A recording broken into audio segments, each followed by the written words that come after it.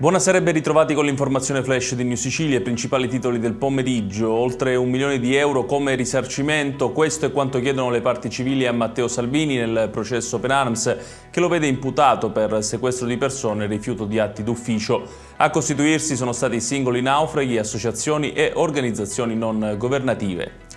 Ilaria Cucchi, dopo aver visitato il carcere Ucciardone di Palermo, ha rilasciato dichiarazioni molto dure sulle condizioni in cui verserebbe l'istituto.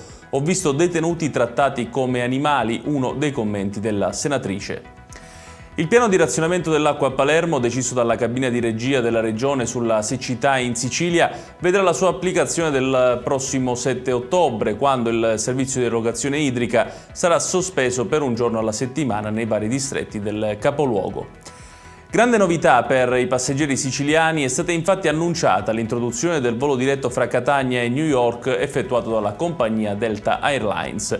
La tratta sarà operativa a partire dal prossimo 22 maggio 2025. E chiudiamo con il meteo. Le infiltrazioni umide che hanno raggiunto la Sicilia porteranno cieli prevalente nuvolosi o molto nuvolosi su tutta la regione nella giornata di domani, senza però rovesci significativi. Piogge isolate colpiranno principalmente la costa ionica e le zone interne. Ed è tutto per questa edizione. Tutti i dettagli su queste notizie li trovate come sempre sul nostro sito www.newsicilia.it. Grazie per averci seguito e arrivederci.